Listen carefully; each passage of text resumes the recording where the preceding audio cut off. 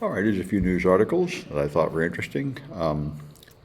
This one here, the FBI had a lot of trouble catching the hacking gang that hacked Caesars, or one of these MGM. They hacked MGM, and they've been running amok, hacking a lot of people. And the FBI just seems to be helpless. And just like with the January 6 rioters, other people figured out who they are, and they've known who they are for 6 months, and they still don't arrest them, even though they're in America and they know who they are. The identities of at least a dozen of them, and the victims of all these ransomware campaigns are complaining and being frustrated, saying, I would love for somebody to explain it to me. The president of CrowdStrike, this small group is hacking everybody, and the FBI is just not doing anything. And that's what I hear a lot. It was the same big thing happened with the January 6 rioters. Random Twitter users tracked down who they were just by looking at the videos and finding their social media and told the FBI, and they just sat on it forever. It's the same thing with the guy that was headed for the Supreme Court, that's supposedly in charge of all this, and just did nothing. In fact, when the January 6th committee came out with all the evidence about the rioters, he was stunned because Congress people with no police power found out a lot more than he could with all the resources of federal law enforcement. So, I don't know, law enforcement seems to be really weak and helpless. One thing I know the FBI often says is that we're the place where you can get yesterday's technology tomorrow. And they say part of it is their lack of technical knowledge, the lack of technical equipment, and they say the really big problem is their lack of technical skills, because, and I was just talking on a podcast earlier today about this, anybody that wants to work for the government has very little pay, very much bureaucracy, very much frustration, and they usually just get disgusted and leave and go to the private sector. It's hard for them to keep good talent because they treat the talent so badly. Anyway, that's certainly true. It's certainly true at this college. My friends are pretty much giving up teaching and going back to the private sector. I'm focusing more and more on private consulting. It really is true that inside the government, there are just endless, useless obstacles in your way and very low pay. And it's just hard to justify why you waste your time on it. Anyway, so let's see if there's any way to get rid of some of the stupid ads. Everybody has to have a stupid ad bot to get in your way. All right, so this is details, which I didn't know about the latest cryptocurrency scare, which is that the Bitcoin wallets created before 2014 or before 2015, a lot of them are vulnerable because, as they explain here in detail, they tried to generate wallet private keys. And for that, they needed random numbers, and they used bad random number generators. They talk about this. They used various random number generators, and what happened is, even if they used good random number generators, the later versions of browsers took away the random number generator function they needed in JavaScript, and in 2 cases, they called the necessary function, and what happens is it silently fails without producing an error message or anything, and just doesn't return a value, and your code can keep running, and you don't know that it has almost no randomness. So the randomness had only something like 40 bits of randomness, which is really not enough.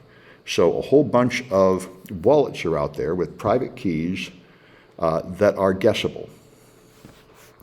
So a fairly common cryptographic failure. And here's another one that I thought was pretty interesting.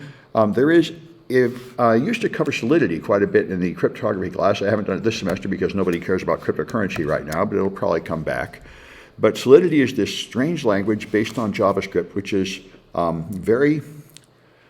got a lot of loopholes and problems in it. And what there happened here is there's a thing that creates a new key for your cryptocurrency wallet. There's a function that does that, and there's another function called create2. And create2 will create the wallet, but only when you send money into it. And what you can do with this, and what the bad guys are doing, is they put a script up, they get someone to sign a transaction. They say, we're going to give you a gift, like an airdrop of an NFT or tokens. You sign that, and when you sign it, your wallet will do a security test to see if that wallet address is known to be malicious.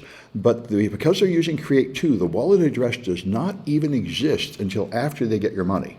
So it will not have a bad reputation. It will not have any idea there's anything wrong with it, so it will pass the test. So this was described by Catalin Cimpanu as a security vulnerability on the Ethereum blockchain, and I complained. I don't think there's anything wrong with the blockchain. I don't even think there's anything wrong with Solidity. What's wrong here is the same old thing that's usually wrong with C. There is a function available, and the function does what it says it does, but the people who designed the security test in the wallets did not consider this function, which will they should have.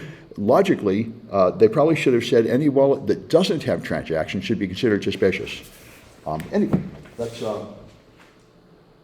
one possibility. I just want to get my monitor going on Twitch here so I can see what's going on and try to close some of this garbage.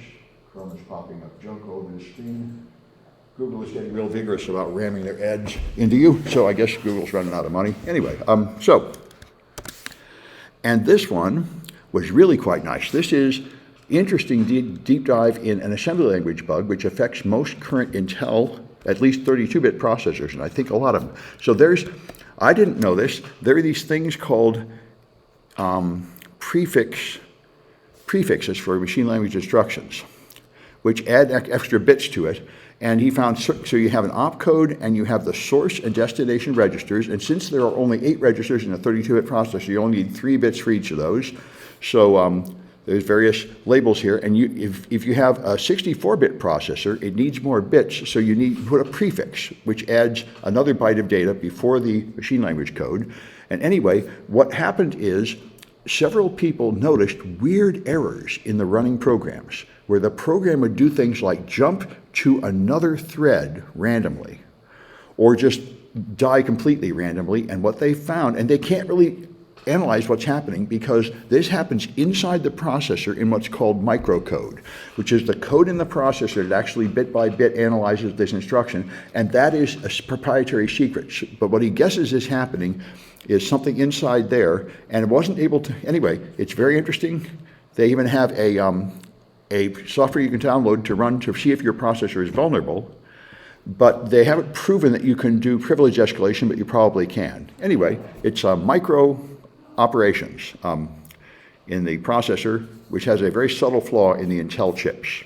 Anyway, let me stop this one.